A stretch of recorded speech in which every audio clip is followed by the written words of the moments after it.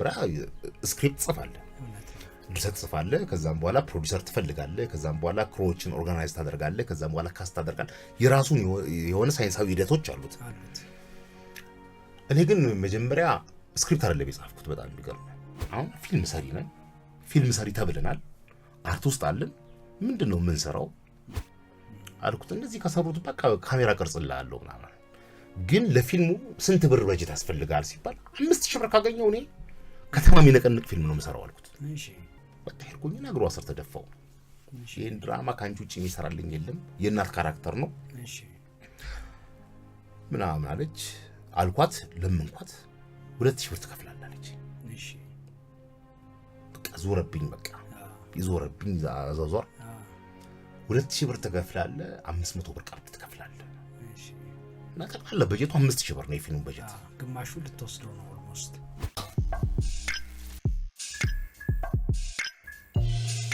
ሲኒማ ክለብ ኢትዮጵያ ላይ ነን ሀብታሙ ማሞ ዛሬ አብሮን አለ የፊልም ባለሙያ ሀብታሙ ማሞ እንኳን ደህና መጣ እንኳን ደህና ቆያችሁ እንዴት ነህ አሎ ስራ በጣም ጥሩ ነው ክረምቱ እንዴት ይዟል ክረምቱ እንግዲህ ያው ትንሽ ብርድ ነው ያው በስፖርትም በተለያዩ ነገሮችም ያው እየተነከረ ነው እስካሁን ይዘነዋል አዎ ከዚህ በኋላ ደግሞ እየወጣ ነው አዎ መስከረም እየጠባ ነው አዎ ምን እየሰራ ነው እንግዲህ አሁን የራሴን ስክሪፕቶች እየጻፍኩ ነው እሺ ከዚህ በፊት ፕሮዳክሽን ላይ ነበርኩኝ የድራማ ፕሮዳክሽን ላይ ነበርኩኝ እሺ በዲኤስቲቪ እና አሁን ደግሞ በኢቢኤስ ሁለት ድራማዎችን በድራሲነት በዳይሬክተርነት እና በፕሮዲዩሰርነት እሺ የተገፉት የሚል ድራማ በዲኤስቲቪ ከዛም በኋላ ደግሞ በድራሲነት ብቻ የተሳተፍኩበት ራኬብ የሚል ድራማ እሺ በኢቢኤስ ቴሌቪዥን እየታየ ነው እሺ አሁን ደግሞ በፊልምና በተለየ ፕሮጀክት ለመምጣት ፕሪፕሮዳክሽን ላይ ነው ያለሁት በአዲስ አመት አዎ አዲስ ስራ አዎ እሺ አዲስ አመቱን እንደርስበታለን ሁላችንም እግዚአብሔር ያድርሰና እንዴት ነው ያለፉት አመታት እንግዲህ ያለፉት አመታት ያው ጥሩ ስኬታማ ናቸው በየማሰብበት አመት ነው ለኔ በተለይ እንግዲህ ሀገራችን ላይ በጣም ብዙ ፈተናዎች ነበሩ ከእርስ በርስ ግጭቶች እና ከአገር አቀፍና ዓለም አቀፍ ወረርሽኞች ጎን ለጎን ስነ ጥበብን እኩል ለማስኬድ ፈተናዎች ለስነ ጥበብ ሰው በተለይ ትንሽ ፈተናና ተግዳሮቶች የነበሩበት አመት ነው በዛ አመት ውስጥ ግን የመጽሐፍ አሳትም ያለው የኔን ሳይሆን ከ30 አመት በፊት ታትሞ የነበረ ቃል ኪዳን የሚባል የጌታቸው ያልቄን መጽሐፍ ፕሮዲዩስ አድርጌ አሳትም ያለው ከዛም በተጨማሪ ደግሞ ሁለት ድራማዎች ፕሮዲዩስ ለማድረግ ጥሪ ያለው እና ከዛ ጎን ለጎን ስኬታማ አመት ነበር ብዬ አስባለሁ ከዛም በኋላ ደግሞ የተሞሸርኩበትና ያገባውበት አመትም ስለነበረ ለኔ የአዲስ ህይወት አዲስ ምዕራፍ የተጀመረበት ጊዜ ነውና በጣም ስኬታማ ነኝ ብዬ ማስብበት ጊዜ ነው በጣም ደስ ይላል ጅማሮ ታዲያ ምን ነበር ያው እንግዲህ ጅማሩ አያርት ሰው ስትሆን ሁሉም ጅማሮች ለአንተ አዲስ ናቸው አዲስ ልምምድ የሚፈልጉ ናቸው ትናንትና የሰራውን አይደለም ዛሬ የምትደግመው ትናንት የኖርክበትን ህይወት አይደለም ዛሬ የምትደግመው እና አዲስ ስክሪፕት አዲስ ሐሳብ አዲስ መንገድ አዲስ ህይወት ልምድ ነው አንደኛም ትማርበታለህ ሁለተኛም ነገር ላንተም የተለየ ኤክስፐሪመንት የምትሰራበት መንገድ ስለሆነ ጅማሬዎቹ መልካም ናቸው ፈጣሪ ደግሞ ፍጻሜውን እጅግ ግሩምና ድንቅ እንደሚያደርገው ያው ባለሙሉ እምነት ነኝ ያርግልን መቼ ጀመርክ ፊልም ውስጥ የገባሁት እንግዲህ በጣም ለአንዳንዶቹ ያው በቅርብ የገባው ይመስላቸዋል ከኪነት ጋር ከስነ ጥበብ ጋር የተዋወቁት 1989 ዓመተ ምህረት ነው በግልጽ ስነ ጥበብ ያገኘችኝ ማለት ነው ከዛ 1990 ዓመተ ምህረት ከፍጹም ካሳሁን ጋር ፈርጥ የሚባል የቲያትር ክለብ ውስጥ ገብተን እንቅስቃሴዎች ጆይን አድርጋቸው ነኝ እንቅስቃሴዎች ጀምረን ነበር ከዛም በኋላ ፊልም ግን በትክክል መስራት የጀመርኩት 1994 ዓመተ ምህረት 93 ዓመተ ምህረት ሸዋማ ፍቅር የሚል ስክሪፕት አይምሮዬ ላይ መጣ እና እሱ መጻፍ ጀመርኩኝ የዛን ጊዜ ነው በቃ ወደ ሲኒማው ዓለም ከተውኔቱ ከቲያትር መጀመሪያ የተሰጠው ለቲያትር ነው ብያምን ነበርና የቲያትር ተዋናይ ነበርኩ በመድረክ ላይ በጣም ብዙ ቲያትሮችን እጫወት ነበር። ከዛም በኋላ ግን ወደ ሲኒማው ትኩረት አድርጌ ወደዛ የሄድኩት 1994 ዓመተ ምህረት 93 ዓመተ ምህረት በሸዋማ ፍቅር ማለት ነው። እንግዲህ ቲያትር ራሱን የቻለ አንድ ንሸጣ ነው፣ ፊልምም እንደዛው ሁለቱም ላይ አለ እንግዲህ ማለት ነው። አንተ ሃይ ስኩል ወይም ኤሌመንተሪ ወይም የትኛውም ቦታ ላይ መች ነው የጀመረው ያንተ የስነ ጥበብ ፍቅር? እንግዲህ ያው ከትምህርት ቤት ነው ሁሉም ሰው የሚጀምረው፣ ግን ሞር እኔ የተወለድኩበት አካባቢ ለስነ ጥበብ በጣም ቅርብ የሆኑ ሰዎች ማህበረሰቦች ያሉበት አካባቢ ነው። የት ነው? 7ኛ አውቶቡስ ተራ አካባቢ ነው የተወለድኩ። 7ኛ ግን ያው መርካቶ አካባቢ እዚህ አዲስ ከተማ፣ ከዛም በኋላ ደግሞ ወደ መሳለሚያ አካባቢ፣ ከዛ ወደ አብነት ወደ አማኑኤል አካባቢ በጣም ብዙ ለስነ ጥበብ ቅርብ የሆኑ ሰዎች በስነ ጥበብም የሚራቀቁ በጣም ትልልቅ በኢትዮጵያ የስነ ጥበብ ታሪክ ላይ ለውጥ ያመጡ እነ መስፍን ሀብተ ማርያምን የመሰሉ እነ ቸርነት ወልደ ገብርኤል፣ እነ ቸርነት ነጋሽ፣ በጣም በብዙ በተውኔትም በስነ ጽሁፍ ውስጥም በጣም ጎልተው የወጡ ባለሙያዎች ያሉበት አካባቢ ነው እና ሞር የተወለድኩበትም አካባቢ 7ኛ አካባቢ ቀበሌ 11 የሚባል የቀበሌ አዳራሽ በጣም ብዙ በወቅቱ የነበሩ የክበባት ቲያትራቸውን ስነ ጥበባቸውን ትርኢት የሚያሳዩበት ቦታ ስለነበረ እኔ ደግሞ እዛ አካባቢ ስለነበርኩኝ ትርኢቶቹን የማየት እድሉ ከማንም ሰው በተሻለ ነበር። አዎ እና ክበባትም ስለነበሩ ክበባት ውስጥም ጆይን አድርጎ ለመስራት ምንም ፈተና አልነበረም። ከዛ በኋላ ነው በዛ አይነት ሁኔታ ውስጥ ነው ልምዴ እያደገ የመጣው። ፊልምን ፓርቲኩላርሊ መውደድ የጀመርከው ሴት ነው? ኪነት ውስጥ እየሰራው ነው። ኪነት ውስጥ እየሰራው በጣም በዛ ጊዜ በወቅቱ በቪኤችኤስ ካሴት ቪዲዮ ፊልሞች የሚታዩበት ጊዜ ነበርና እንደ ማንኛውም ሰው ቪዲዮ ቤት ገብተህ ታያለህ ፊልሞችን። እንግዲህ አክሰሱም አልነበረም በወቅቱ 1990 ዓመተ ምህረት 89 ያን ቤት ውስጥ የማየት አክሰሱም አልነበረም እና ወደ ሲኒማ ቤትም አልነበረም። ቪዲዮ ቤቶች ትንሽ ቪዲዮ ቤቶች ነበሩ። እዛ ቤት እየሄድን እናያለን። ድራማዎቹን በጣም ምርጥ ድራማዎች ነበሩ በወቅቱ ልብን የሚነኩ እና በዛ በቃ ጭልጥ ብዬ ገባው። ከዛም በኋላ 1994 ዓመተ ምህረት ይመስለኛል እና 1992 ዓመተ ምህረት ፊልም መስራት አለብኝ ብዬ አሰብኩኝ። ኪነት ውስጥ እንግዲህ እዛ አካባቢ የነበሩ የክበባት ጠቅላላ ስለ ፊልም መስራት አይደለም ፊልምን ለማየት ሙሉ አጥንታችንም የጠነከረ ልጆች አልነበርን፣ በጣም ልጆች ነበርን ምናምን።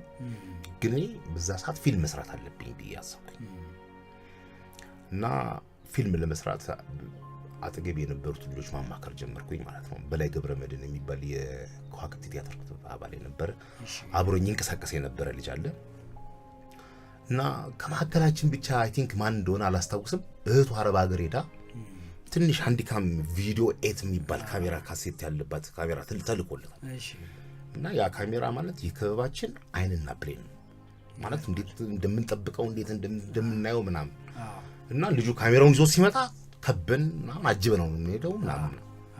ስለዚህ በቃ ካሜራ ካለ ፊልም መስራት አለብን። እኔ ድርሰቱን ጽፋለሁ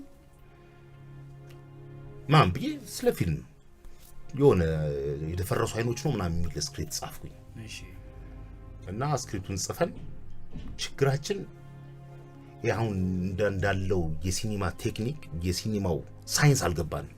ከሱ ጋር ምንም ማለት እንደዚህ ዝም ብሎ ተቀርጾ ፊልም መሆን የሚችል ነው የመሰለና አቡ ቪዲዮ ነው ምናምን የሚባል ሰው ነበር። ካሜራ እንዲቀርጽልን ሰው ጠየቅን እና አይ ብር ካላችሁ ይቀርጻል ምናምን ተባለ።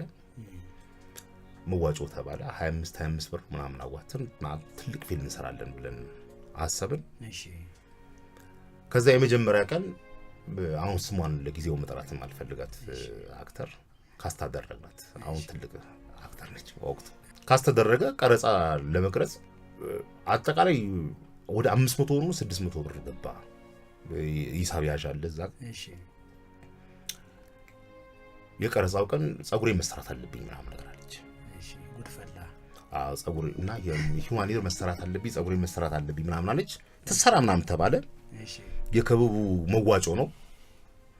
ከዛ ተሰርታ ስትመጣ 300 ብር ነው 200 ብር ምናምን ተባለ ጸጉሩ። አዎ እሺ ካሜራውን ያዘው ሰውዬ በስተግራ ሄደ ድርሰቱን ይዤ በስተቀኝ ሄድኩኝ እሺ ከዛም በኋላ ያ ፕሮጀክት ፌል አደረገ ማለት ነው ይገርማል ከዛ ግን በመቀጠል ቀንዲል ቤተ ተውኔት ፑሽኪን አዳራሽ ከገባው በኋላ ሞር ብዙ ነገሮችን እዛ ጋር አሌታ ኮምፒውተር ሶፍትዌር ጋለሪ የሚባል አለ ፊልሞች የማየት እድሎችም ስለነበሩኝ በጣም ብዙ ፊልሞችን አይ ነበር ከዛ ፊልም መስራት እንደሚችል በቃ አመንኩ ኦኬ ገንዘብ የለኝም ክሩ የለኝም ካሜራ የለኝም ምንም የለኝም ግን ሐሳብ አለኝ አይምሮ ውስጥ የሚመላለስ ሐሳብ አለ እሱን ግን ፊልም ማድረግ እንደሚችል በቃ ለሀብታሙ ነገርኩት ሀብታሙ ማን ነው ሀብታሙላ አዎ ለራሴ እሺ ለራሴ ነው የምነግረው አሳመንኩ እንግዲህ አሁን የነበረው ነገር ሐሳቡ በጣም ይገርመኛል በጣም አሁን ፊልም መስራት አለብኝ ብለህ ስታስብ እንደሌላው ሰው የምታደርገው መጀመሪያ ስክሪፕት ጽፋለህ ድርሰት ጽፋለህ ከዛም በኋላ ፕሮዲዩሰር ትፈልጋለህ ከዛም በኋላ ክሮዎችን ኦርጋናይዝ ታደርጋለህ ከዛም በኋላ ካስት ታደርጋለህ የራሱን የሆነ ሳይንሳዊ ሂደቶች አሉት እኔ ግን መጀመሪያ ስክሪፕት አይደለም የጻፍኩት በጣም የሚገርም በዛ ጊዜ የነበሩ አሳታሚዎች ነበሩ ሲማ ዋሊያ ምናምን ከዛ ማለት ኤሌክትራ ምናምን የሚባሉ ሱፐርስታር ምናምን የሚባሉ በጣም ብዙ አሳታሚዎች ነበሩ እሺ ስክሪፕቱ ጭንቅላቴ ውስጥ እንዳለ አውቀዋለሁ አልጻፍኩትም ግን ፊልሙን በሰራው ምን ያህል ገንዘብ እንደሚገዙኝ ነው ማሰብ የጀመርኩት አየ መርካቶ ልጅ መሆን በጣም ነጋዴነት ማለት ዲስትሪቢዩት ሳደርገው ምን ያህል ገንዘብ ሜክ አደርግበታለሁ ብዬ ነው ያሰብኩት ኦኬ አስተዳደጌም ያው አካባቢን ተጽዕኖ ነው ማለት ነው ሄድኩኝ ወይዘሮ ሳሚያ ትባላለች ሲማ ትሬዲንግ እሺ ኮስተር ብዬ ኮት ነበረኝ ኮት የለብሻለሁ እዚህ ጋር ደግሞ በወቅቱ ሳምሶናይት ሻንጣ ሚያዝ የሆነ እሳታዊ አበባ ምናምን ስከርት አደርጋለሁ ከዛም በኋላ እዚህ ማታነባቸው መጽሐፎች ምናምን ትይዛለህ እንዳደገኛ ሰው ነው የምትሄደው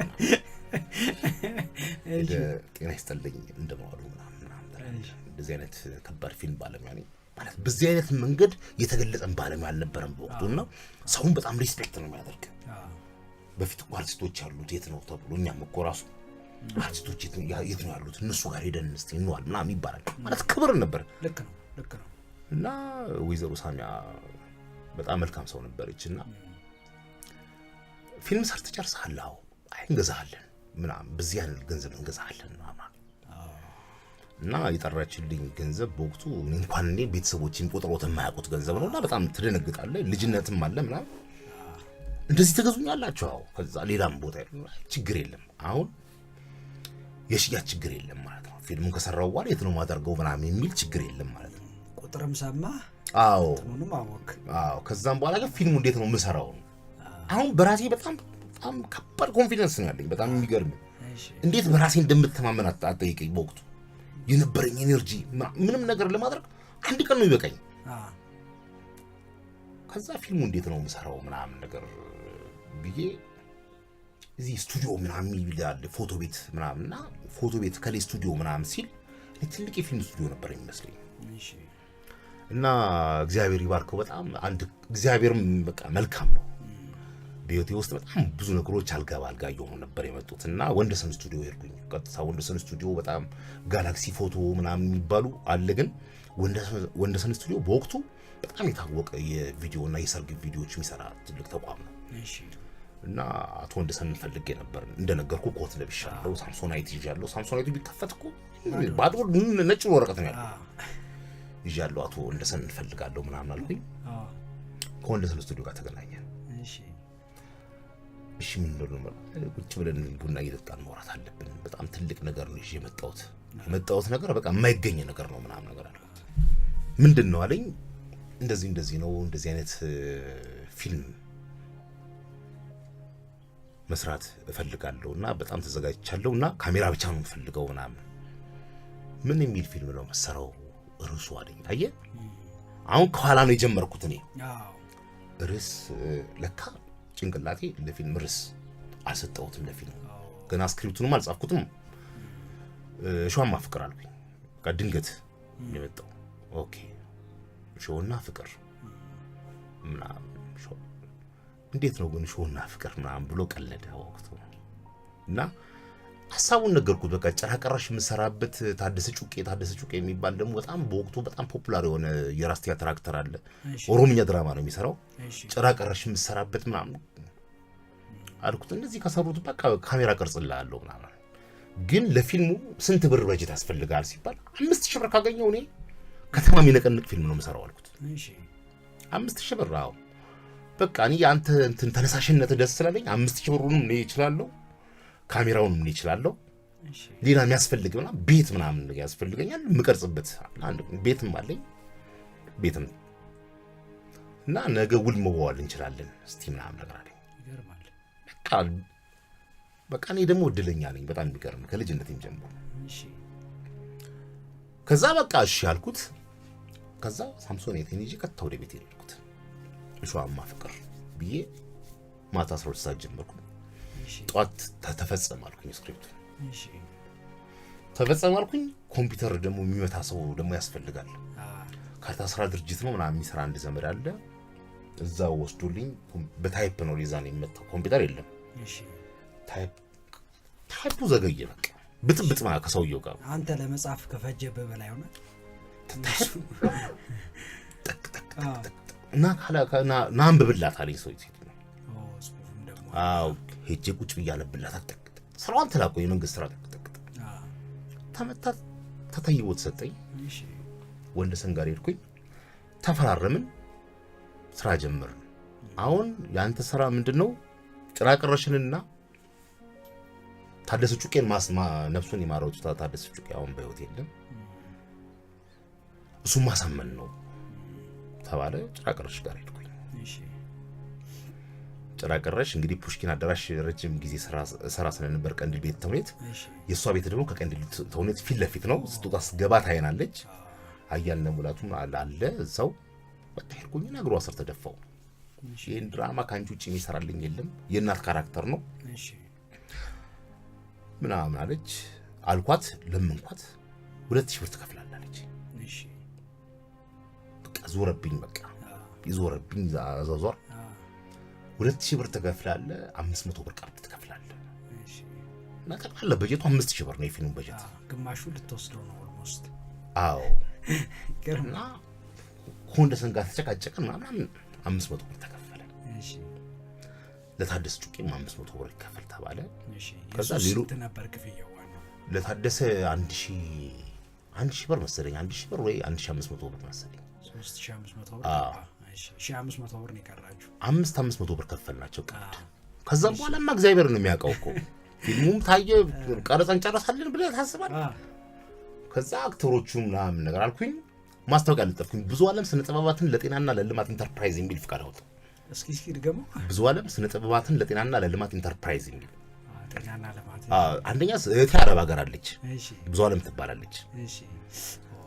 በሷ ስም ካወጣው አንደኛ ነገር ፈንድም ታረጋለች ከውጪ ከአረብ ሀገር ከጅዳ ወይም ከዱባይ $100 ምናምን ብትልክ አንደኛ አቋቋማለሁ። ሁለተኛ ስነ ጥበባትን ለጤናና ለልማት ካልኩኝ ደግሞ ከወቅቱ መንግስት ጋር የሆነም ስብሰባም ቀረጽ መባል ካሜራም ከዚህ እጄ ቀርጻለሁ። ከብዙ አይነት አንጻር አይቼው ነው። አንተ ትክክለኛ የመርካቶ ልጅ ነህ። አዎ። ከዛ ፍቃድ አወጣው። ፊልም መስራት የምትፈልጉ ልጆች ምናምን የሚል ማስታወቂያ ለጠፍን ማለት ነው። እና መመዝገቢያ 25 ብር ነው፣ 50 ብር። በጣም ብዙ ሰው መጣ ተመዘገበ። በጀትን አገኛ። እሺ። አዎ ፊልሙን የምንሰራበት በጀት ኦልሬዲ አሁን ስትሮንግ ሆነን ማለት ይገርማል። አዎ ፊልሙ ተጀመረ በዛ። እሺ። እና በቃ ግን ፊልሙን ለመጨረስ በጣም ብዙ ለምን ምን መሰለ፣ ፊልሙን ለመጀመር እኛ ለመስራት እንግዲህ የካሜራ ቴክኒክ ምናምን ቴዲ ወርቁ የሚባል ቴዎድሮስ ወርቁ ዳይሬክተር ሆኖኛ ጋር መጥቷል። እሺ። አንደኛ ቴዲ ወርቁ የኔ ጎረቤቴ ነው፣ አብሮ አደጌ ነው። እሺ። በአንድ የቤት ቁጥር ነው የምንለያየው። አብረን እግር ኳስ ነው ተጫውተን ያደግነው ምናምን። እሺ። እና ከቤት ስንወጣ አብረን ነው ተያይዘን የምንወጣው ማለት ነው። እና ወንደሰን ካሜራ ሰጥቶናል፣ ካሜራ ይቀርጻል ቴዲ ማለት ነው። እሺ። እና ግን ፊልም የመጀመሪያችን ነው። እሱም ገና ቶም ቪዲዮግራፊ ገብቶ ኤዲቲንግ እየተማረ ነው። እኔም ከፑሽኪን ነው የመጣሁት እና ሞር እየተማረን ነው እንጂ ከዛ በፊት የነበረ ልምድ የለም። እና ረጅም ነው ስክሪፕቱ እንደ ድሮ ቲያትር ነው ወደ 80 ገጽ 90 ገጽ ምናምን ነው ስክሪፕቱ እና ከኤዲት ካደረግነው እኮ የቆርጠን ይጣሉ ይበዛል ሲን አንድ ስንቀርጽ የቀረጻ ቴክኒካችን ጤናማ ትክክል አልነበረም አሁን ሲን አንድ ፊሊጶስ ሆስፒታል ይጀምራል ፊሊጶስ ቤተ መቃብር ውስጥ ይጀምራል ጭራ ቀረሽ ስትሄድ ቀሰስተኛ ወጥ ካፍጥሞት ጋር ይዋገታል በደም ከጨቀየውና ካደፈው ሲኦል ቤት ከከተር እንደተገኘ ጤዛ አንድ ንጹህ ነፍስ ተቀምጧል ማን ያለ ተረካ ምናምን ይሄደ በሾ መካከል ስቴር ነው የሚጀምረው ማለት ሲን አንድ በቃ ከት ሲን ሁለት እዚህ ቀጨኔ መድኃኒዓለም ወንደሰን ስቱዲዮ የወንድሙ ቤት ቀጨኔ መድኃኒዓለም ነው ግቡ ምናምን ይባላል እንጭናለን ክሮ ምናምን እንጫል ኔቫ መኪና ነበር በዛ ጭነን ወንደሰን ስቱዲዮ ቤት እዛ ቀርጸን ሲን 3 ፊሊጶስ ይላል ተመልሰን ደግሞ ግቡ ብለን 2 ዓመት ከ8 ወር ፈጀ ማለት ነው እና ካሴቱ የመጀመሪያ የሰራንበት ካሜራ 3500 የሚባል ካሜራ ነው እና አናሎግ ነው እና ካሴቱ ራሱ 6 ሰዓት ምናምን የሚቀርጸው ካሴት መቀየር የለም እና ከዛም በኋላ አሬ ኳሊቲው ምናምን ሲባል ሙልጌታ ኑርልኝ የሚባል ረዳት ካሜራ ነበር 9000 የሚባል ካሜራ መጣ ወንደሰን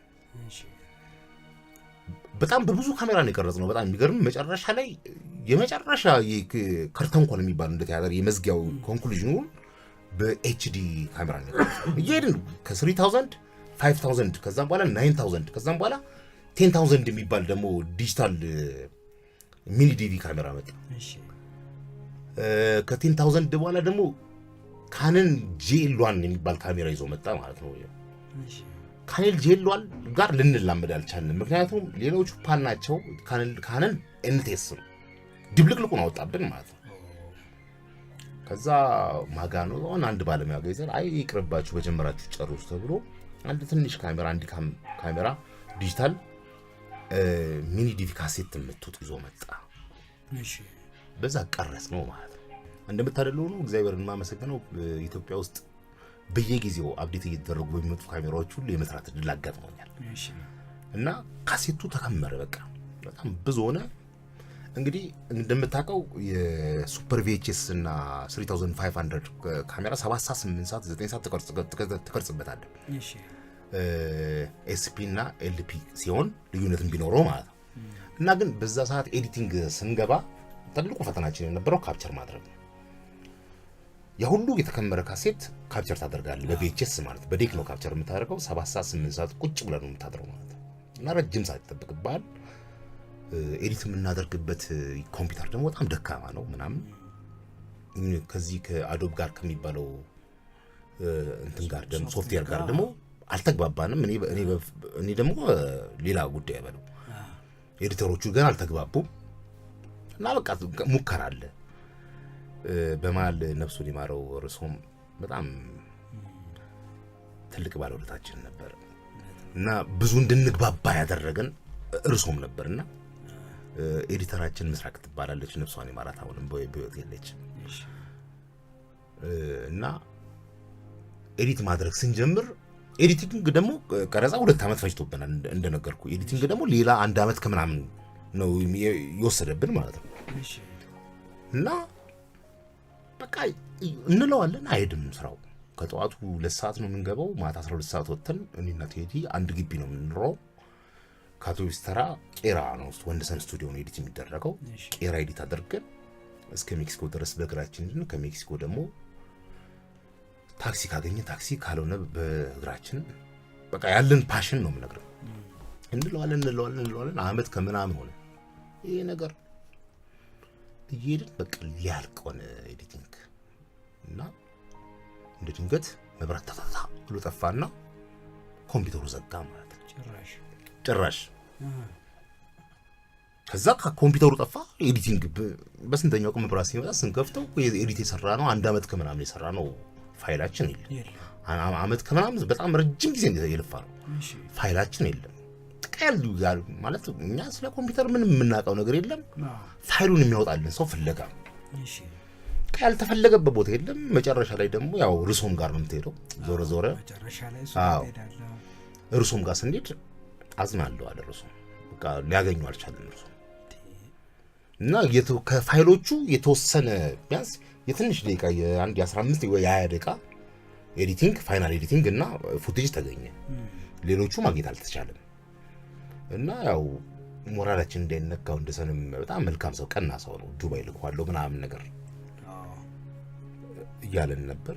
በመሀል በዚህ ብስጭት በቃ ተስፋ ቆረጥን። ወደ ስቱዲዮ መመለስ በጣም አቃተን። ከዛ ያው የደከምንበት ደግሞ ጊዜ አለ 2 አመት ከምናምን እዛ ቀረጻ ላይ ደክመናል። እዚህ ጋር ደግሞ አመት ከምናምን ደክመናል። ያ ደግሞ ስለ እንደዚህ ረፍት ያለው ጊዜ እንዳይመስል ልጅም ስለሆነን ድካሙና ልፋቱ አይሰማንም እንጂ በቀን በ24 ሰዓት ውስጥ እንቅልፍ የምንተኛው 3 ሰዓት ነው። ዛሬ ነግቶ ያችን ሲን እንደዚህ ሙዚቃ አልብሻት እንደዚህ አይነት ቴክኒክ ተጠቅሜ ምናምን እዛው ደግሞ እየተማረን ጭምር ነው። በቃ ማግኘት የሚቻልበት ደረጃ አይደለም። እና ስለዚህ ኤዲተሯን በቃ ከዚህ በኋላ መስራት አልፈልግም ምናምን ነገር አለች።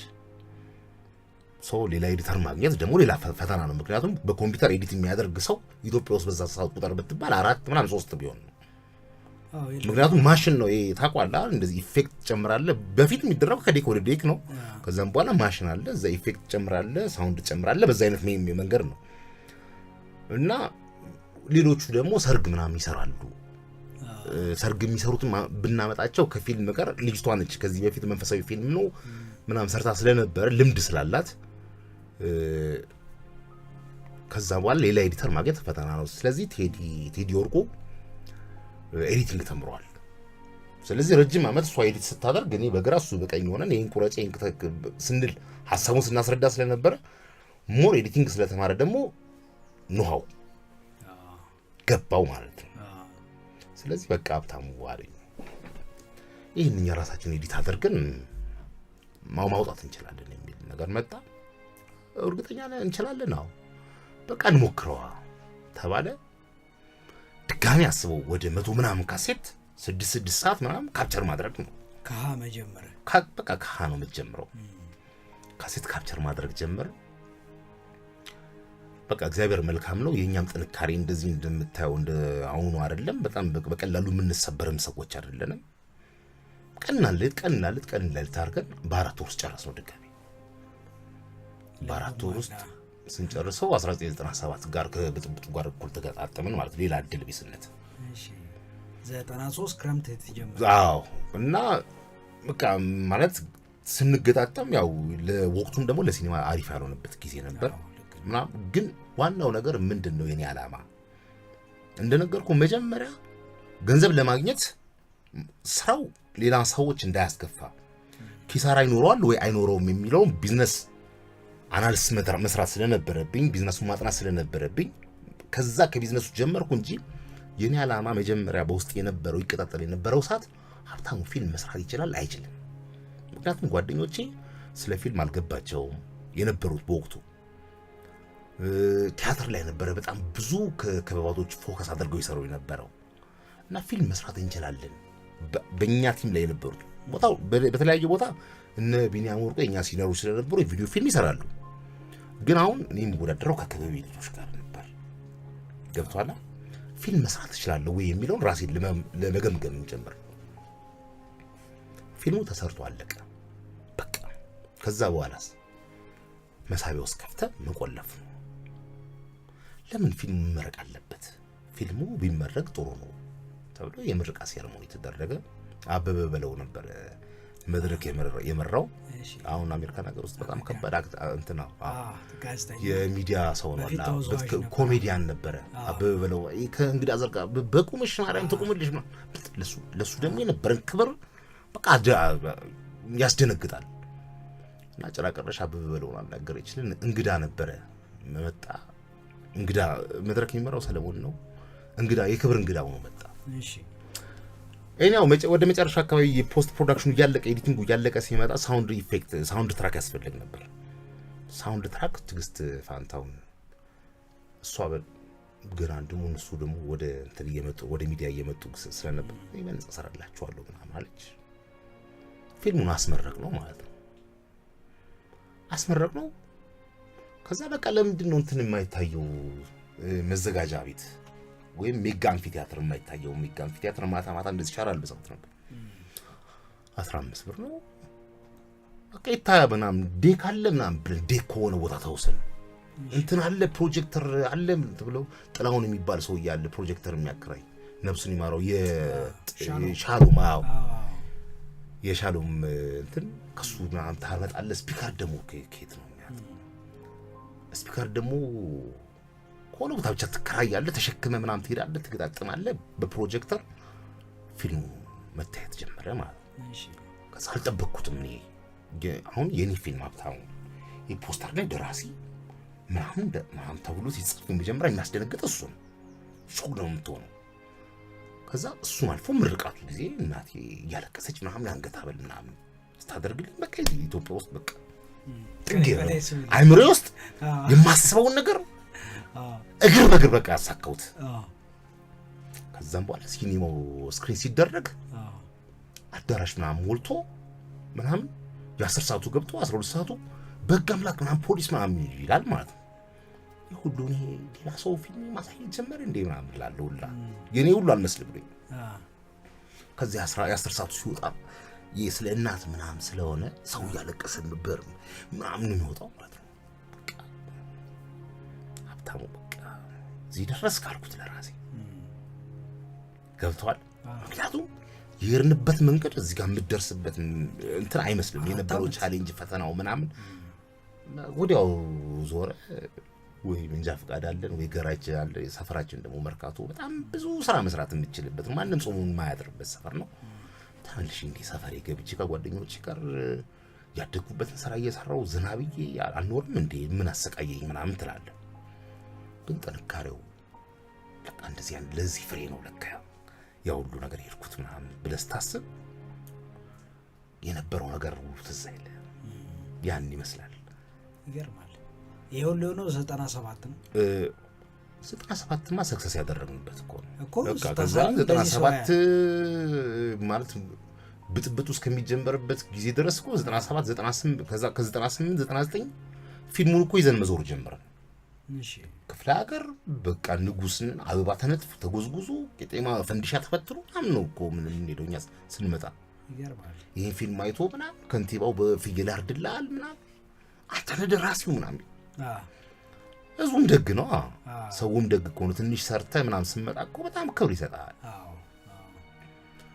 ደግሞ ሁለት ዓለም ነው እንደዛ አይነት ቻሌንጅ ኦልሞስት ለ4 አመት ከዛ ደግሞ እንደ አይነት ተቀባይነት ከዛ በኋላ ግን ብዙ ነገሮቹ ያው ሳይንሱም ያግዛል ጊዜውም እየተለወጠ መጣ ለኛ ፈተና የነበሩ ነገሮች ሁሉ ወደ ቀላል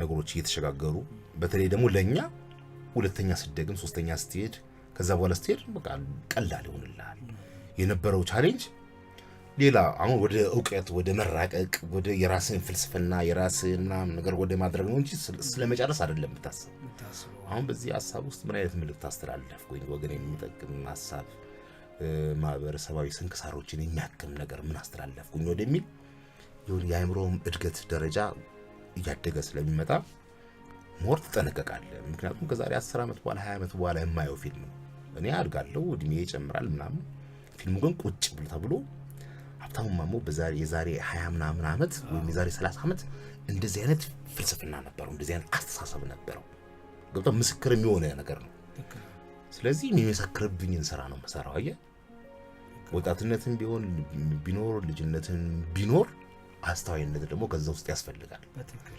የሚመሰክርብኝ ስራ ነው መሰራው ስለዚህ ለዚህ ነገር መጠንቀቅ አለብኝ በመናገረው ነገር ውስጥ የሆነ ቀላል ያገላል ቴክኒክ ቢሆን የስቶሪ ቴሊንግ ሜተድ ቀላል ቢሆንም የምትናገረው ነገር ደግሞ እጅግ ከባድ ጠጣር የሆነ ነገር ወቅቱን ሊወክል የሚችል የኖርክበትን ዘመን ሊወክል የሚችል ነገር ማስተላለፍ አለበት በዛ ሁኔታ ውስጥ ነው ከዛም በኋላ የነበረን ልምምዳችን ከዛም በኋላ የነበረን ሁኔታችን በዛ ሁኔታ ውስጥ ነው ያደገ ነው በጣም ይገርማል አሁን ስትነግረኝ ምንድነው ማስበው መቼስ እናንተ በፍቅር ልትሰሩ በፈለጋችሁት ነገር በመመሰጥ ምናምን ነው የሁሉ ዋጋ የከፈላችሁት ልጅነቱም አለ ይሄ የማይመለከተው ሌላ ቢዝነስ ያለው ሰው አቶ ወንደሰን ወይም የፎቶ ቤቱ ባለቤት ወይ የስቱዲዮ ባለቤት ይሄ ሁሉ አመት አብሯችሁ መቀጠሉ በጣም ይገርመኛል።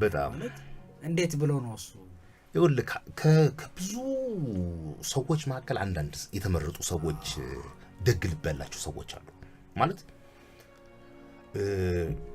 ያንተን ህልም እስከ ጥግ ድረስ መጋራት የሚችሉ ማለት የእግዚአብሔር ስራ እኮ ነው። ይመረጣሉ እንደዚህ አይነት ሰዎች።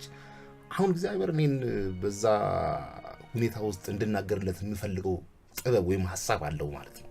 አየህ ያንን ሐሳብ ከኔ ውስጥ ሊያወጣ ሲፈልግ በየቦታዎች በየመንገዶች ውስጥ እንቅፋቶች እንዳሉ ሁሉ እነዛን እንቅፋቶች የሚሻገርባቸው አንዳንድ ደግ ሰዎች በየቦታው ያስቀምጥልሃል።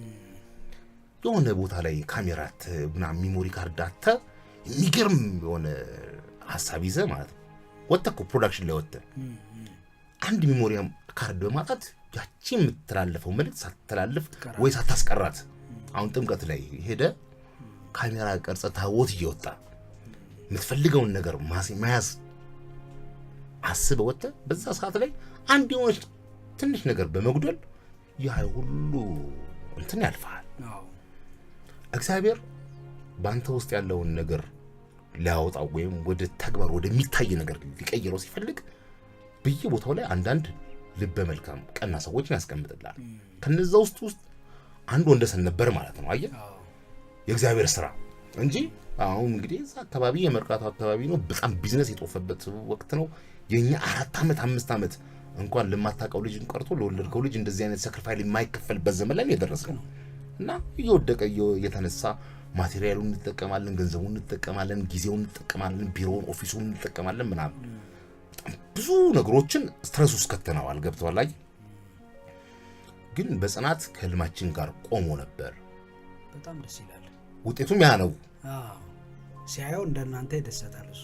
አዎ ደስታው ለምሳሌ አንዳንድ ጊዜ ህልም ያላቸው ሰዎች ካንተ ጋር መጥተው ፊልም ሰራለሁ ብለው ሲጥሩ ምናምን ከዛ የሆነ ነገር አስተስቲን ቀረጽ ምናምን ብለው ስልክ ሊሆን ይችላል ሰጥተው ሰውየው ያንን ነገር ሾት አድርጎት ሲመጣ እሱ ፊት ላይ የምታየው ደስታ አንተ ውስጥ የሚፈጥረው ነገር አለ። በትክክል ምክንያቱም እኛ የመጣንበት ነገር ማንም እኮ አይረዳም ነበር። ማንም አይረዳም እኮ ነበር።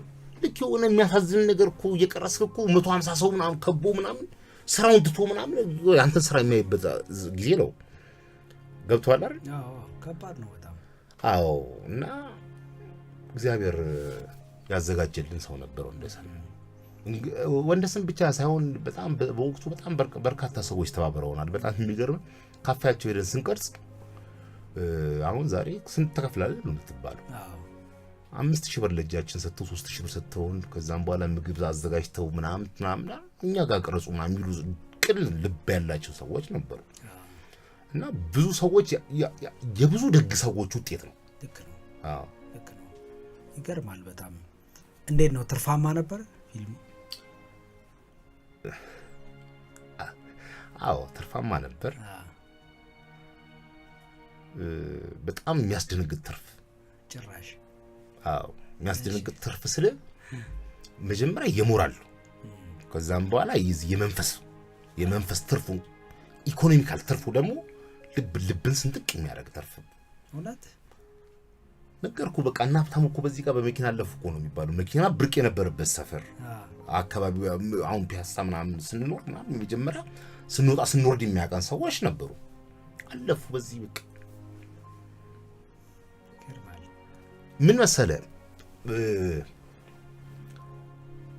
እኔ የዛን ጊዜ ነው የስነ ጥበብ አትራፊ ሙያ እንደሆነ የገባኝ። በጣም ጥንቅቅ አድርገህ ለፍተህ በጥንቃቄ ከሰራው የሚያስከብርም ስራ እንደመሆኑ ጎን ለጎን የሚያኖርም ስራ ነው ብዬ እንዳምን ያደረገኝ። ከዛም በኋላ ሌላ ስራ ሰርቼ እኮ አላውቅም። በጣም ብዙ ቻሌንጆች፣ ብዙ መውጣቶች፣ ብዙ መውረዶች አሳልፌያለሁ። አንድ ቀን ግን ዞር ብዬ ይሄ ነገር ሸውዶኝ ነበር እንዴ ብዬ ሌላ ስራ ለመስራት በጣም ብዙ ሙያዎች ነበሩ መስራት የምችላቸው አቅሙም ኤነርጂውም ነበሩ። እና ስነ ጥበብ አንደኛ ነገር ፍቅሩ አሁን ደስ ብሎ ረክተህ የምትሰራው ነገር ነው። ልክ ነው። ሁለተኛ ነገር ደግሞ መጥቶ ቤተሰብን ይደጉምላል አንዳንድ ነገርም ያደርጋል ከተረፈ ደግሞ ቢራም ይገዛልሃል በቃ ቢራም ይገዛል ቁጭ ብለህ ከጓደኞችህ ጋር ትጫወታለህ አይምሮ በማያርፍ ሙያ ውስጥ ደስተኛ በማትሆንበት ነገር ውስጥ ገብተህ ከምትከብር እነዚህ አይነት ነገሮች አንደኛ ነገር ለሊናም ለነፍስም ለስጋም ጥሩ ምቾት ካለው ልክ ነው ይገርማል ለምን ወንደሰን አቶ ወንደሰን እንዲከስር ስላልፈለኩ ነው የለም ይሄን ሁሉ ጆርኒስት ነገር እንደው በጣም ተርፋማ በሆነ የናንተስ መቼም ባይሆንም ተርፋማ በጣም የሚገርም ወንደሰን ገንዘብ አይፈልግም ነበር በጣም የሚገርም ነገር ገንዘብ እዚህ ሲኒማ ቤት ውስጥ ገብተህ ገንዘብ ቆጥሮ ምናምን እሱ ሌላ ግብ ነበር አየህ ይገርማል እሱ ባይዘው በጣም ጎበዝ ካሜራማን ነው የቴክኒክ ሰው ነው የማኔጅመንት እንትኑ ደግሞ ከፍተኛ ነውና እንደ ልጁ ነው የሚያነኛል እሱ ገንዘቡ ላይ አይደለም ትኩረቱ የነዚህ ልጆች ህልም እውን ይሆናል አይሆንም የሚለው ላይ ነው በቃ ጨዋታው ልክ ፊልሙ የተመረቀ ቀን እኮ ወንደሰን የሚያገኘውን የሚፈልገውን ትርፍ ያገኘው ዛሬ ነው በቃ የተሳካልኝ እኮ ያለ በቃ የዛን ጊዜ እኮ ያበቃው ወንደሰን ነገር የሚገርም ነው ደግሞ ፎቶ ቤቱን ቄራጋ አቋለው መሰለኝ ወደ ጎፋ መዞራው ጋር ነው እኛ ኤዲቲንግ የምንሰራበት እዛ ጋር ነው ግን ወንደሰን ስቱዲዮ አሁን በአዲስ አከረንት በአዲስ ሃውስ በጣም ብዙ ቦታ ሜክሲኮ ብትሄድ ወንደሰን አለ ሰሜን ሆቴል ብትሄድ ወንደሰን አለ ቄራ ብትሄድ አለ እዚህ ጆሞ በጣም ብዙ ቦታዎች አሉ ግን እኛ መጀመሪያ ፕሮዳክሽን ቀረጻው የተሰራው እኮ ሰሜን ሆቴል ነው ወንደሰን እሺ ከዛም በኋላ እኛ ቀረጻ እየሰራ ነው ወንደሰን ያደገ ነው አየ በሌላ ቢዝነስ ፎቶም ስለሚሰራ 3 4 ምናምን እኛ አንድ ፊልም ሳንጨርስ እሱ 5 6 ቦታ እየከፈተ ነው እኛም እኮ ገድ ይዘን እኮ ነው የገባነው ዝም ብለን እኮ አይደለም የገባነው ነገር ነው እኮ ሀድራ ያስፈልጋል እሺ እሸዋማ ፍቅር እዚህ ደረሰ አንተ ብራስን እንደ ፊልም ሰሪ አየ ተማርክበት ከዛ ምን ሰራ በተከታታይ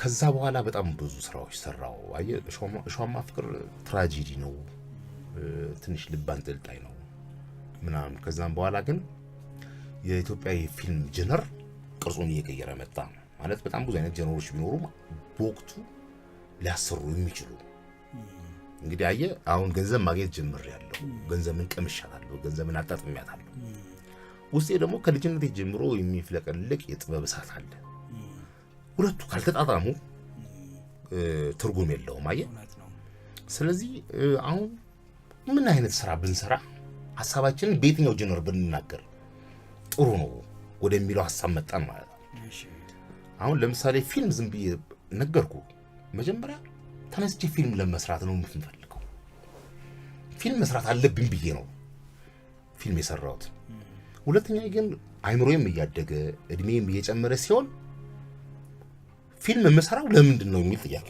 ውስጥ የመጣ ማለት ፊልም ለመስራት ተብሎ በእግረ መንገድ ፊልም ይታያል እንጂ ፊልም አይሰራም እግረ መንገድ የሆነ ሰው እየሄደ ፊልም መስራት ፈልጋለሁ ምናምን ቢል ግን እግረ መንገድ ሲኒማ ቤት ስቱዲዮ ከኔ ፊልም ተለጥፏል ፊልም ልታይ ትችላለህ ልክ ነው ውስጥ ሐሳብ ሊኖር ይገባል ወይ ለዚህ ማህበረሰብ የምትሰጠው ወይም ደግሞ ማህበረሰቡን የምትጠይቀው አንዱን ካንተ ውስጥ ሊኖር ይገባል ብዬ አሰብኩ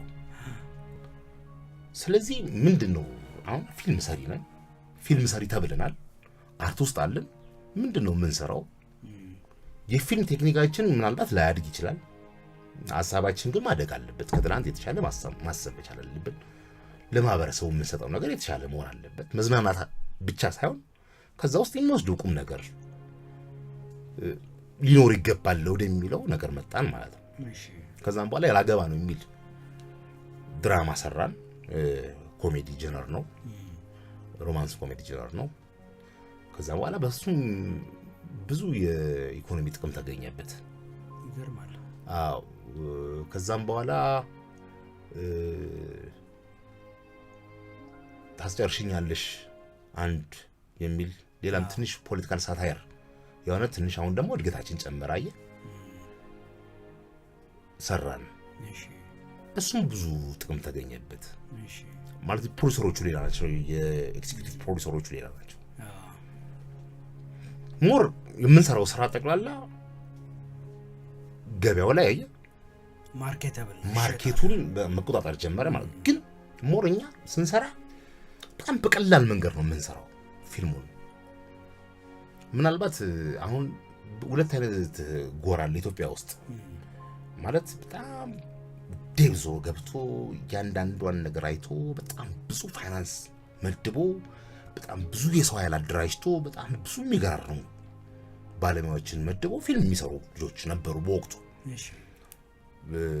እና ገበያው ላይ ሲወጡ አትራፊ አልነበሩም ማለት ውጤታማ እንዴ እኛ ራሳችን ሲኒማ ውስጥ ገብተን ስናይ ለምንድነው ይሄን የሚያክል ፊልም ይሄን ያህል በጀት ወጥቶበት በሚገርም ቴክኒክ በሚገርም ፍልስፍና የተሞላ ፊልም ኢትዮጵያ ውስጥ ሲገባ ማርኬቱን እኩል ነው ፕሮሞሽኑ እኩል ነው የመወዳደሪያ ሜዳው እኩል ነው ግን እኩል ኢንካም ጀነሬት አያደርጉ አየ እዚህ ጋር ደሞኛ ደግሞ አሁን እኔ የዛን ጊዜ አንድ ነገር ገባኝ ማለት ነው እሺ ሁለተኛው ጎራ ምንድነው ሁለተኛው ጎራ ደግሞ ላይ ኮሜዲ ጀነራል ይዞ እሺ ሞር እናንተ ምናቃቸው ቀላል ቀልዶች ይዞ የለት ተለት ተግባራችን የለት ተለት ህይወታችንን ምንም የማያስገርሙ ነገሮች ይዘ ፈን እየፈጠር አዳራሽ ውስጥ ማሳቅ ማለት ነው ሞር ከዛ ከወጣ በኋላ ከአዳራሹ ከወጣ በኋላ ሲኒማው ምን እንደነበረ ፍልስፍናው ምን እንደሆነ ቀለም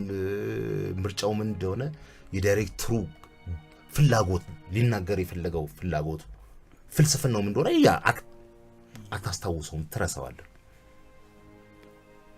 ሶ ምንድነው በወቅቱ የነበረው የሀገራችን የኢኮኖሚና የፖለቲካ ሁኔታ የማህበረሰቡን አስተሳሰብ ለውጦታል ላይ ሰው ጠንካራ ሐሳብን በቀላል መንገድ ብትነግረው ይመርጣል ቀላል ሐሳብን በጠንካራ መንገድ ከምትገልጽ አሁን ለምሳሌ ለመጥቀስ ሎሚ ሽታኔ መሰለ የነገን አልወልድም ዓለሜ የመሰሉ በጣም ብዙ ትልቅ ፊልሞች ላይምሯችን የሚከብዱ ፊልሞች አሉ ኢትዮጵያ ውስጥ እኛ የሰራናቸው ደግሞ ትንሽ ፕሮዳክሽናቸው ኖ በጀት የሚባሉት ኢንዲፔንደንት ፊልም ሜከሮች የሚሰሩት በጣም ከትንሽ ማቴሪያሎች ከትንሽ ባለሙያዎች ምናምን እና ሰው መጨነቅ አይፈልግም በወቅቱ ግን ኑሮውን በፖለቲካ በሳታየር ኮሜዲ ኑሮውን ችግሩን ተናገራል ሌላ ፖለቲካ እኮ ነው ስለመራው ስለመጠማቱ አሁን ያብታን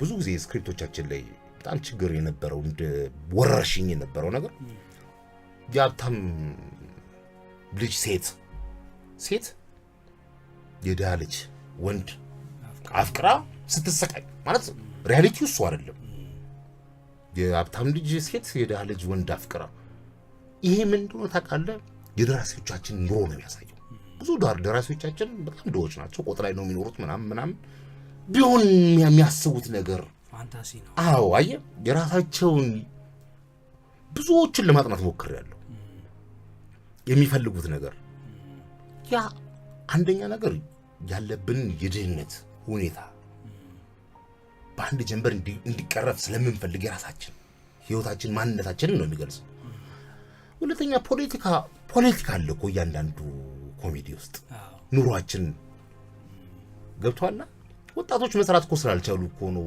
የሀብታም ልጅ አፍቅረው ተለውጠው መኪና መያዝ የሚፈልጉት እኮ ለወጣቶች የተመቻቸ ስራ እድል ስለሌለ እኮ በአንድም በሌላም ነገር የወቅቱ የነበረውን እሳቤ አስተሳሰብ ነው እየነገሩ ያሉት ግን ደግሞ ተመልካቹ ደግሞ ስታይ ከመርካቶ ሂሳብ ሲደምር ሲቀንስ ምናምን መጥቶ ሲኒማ ቤት ቁጭ ብሎ በቃ ትንሽ አይምሮን ፈታ አድርጎ መግባት የሚፈልግ ሰው ነው በጣም በብዙ ነገሮች በተለይ ሰኔ ላይ እኮ በጣም ብዙ ነገሮች እኮ ስትሮሶች አሉ የግብር ጉዳይ ያለበት ምን